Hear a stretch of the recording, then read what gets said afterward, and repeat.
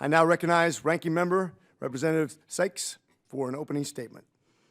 Thank you, Chair, and thank you to all of our witnesses who are here today. Happy holidays. I'm glad to see so many of you involved in the holiday spirit. So research security has long been a productive and bipartisan topic in this committee, and we've been able to put aside a lot of the noise coming from the committees and the members who are less serious about understanding the nuances of this issue. And we have a lot of successful legislation to show for that. Our scientific enterprise is better off for it. However, there's only so long that we can close the shutters, mute our phones, and pretend we don't see what's happening outside these doors. This is the second time this subcommittee has met on this topic this year, and this is only our third hearing.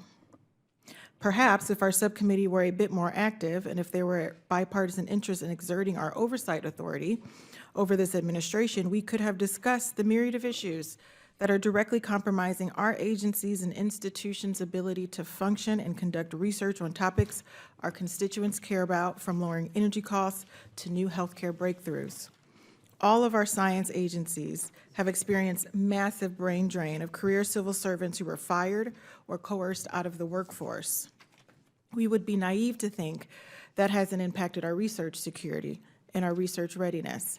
Inspector generals have been fired across the government, so how can we claim to take research security seriously if there are members unwilling to call out the Trump administration for firing the very people who hold agencies accountable for following the laws and investigate bad actors in our federal research enterprise? At the agency level, CHIPS and Science mandates that NSF have 5 full-time research staffers, and it is my understanding that the law is not being followed. Additionally, science agencies are in the process of imposing a 15% cap on indirect costs, falling in line with the edit first proposed in Project 2025. Do the authors of Project 2025 know what indirect costs funds? Well, let me help them out.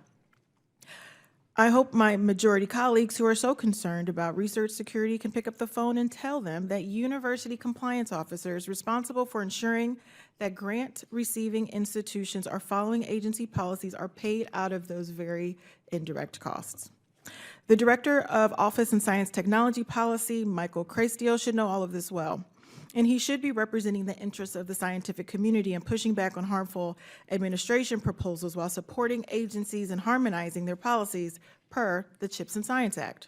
However, his agency has been entirely absent, as others in the White House have taken a flamethrower to our federal scientific ecosystem. And as we embark on the second hearing of this kind, we should not ignore the fact that the Trump administration is the true threat to research security. We are not talking about an ivory tower problem removed from kitchen table consequences. We on the Science Committee have consistently reaffirmed National Security Decision Directive 189, which states that fundamental research should be unrestricted to the maximum extent possible. And I'm proud to say that in Akron, Ohio, where I represent Ohio's 13th district, we demonstrate how fundamental research can lay the groundwork for economic prosperity and good jobs. Researchers at the University of Akron have conducted world-class research in fundamental chemistry. That research is at the core of Akron's Sustainable Polymer Tech Hub.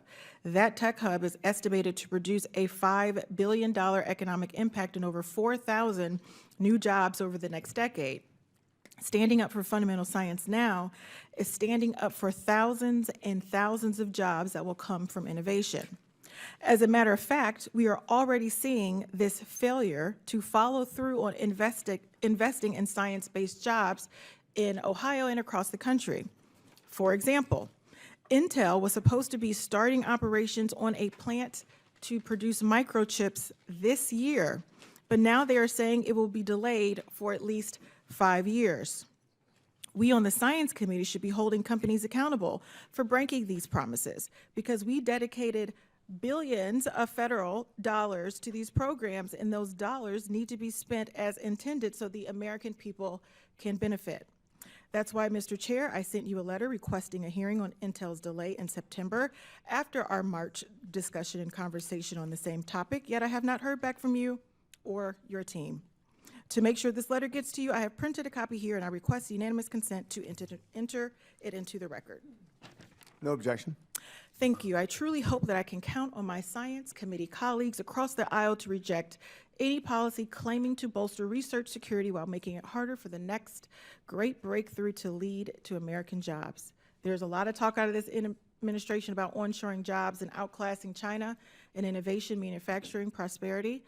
And if we continue to forfeit our scientific excellence, then that is really all it is. Just talk. Thank you, Mr. Chairman. I yield back.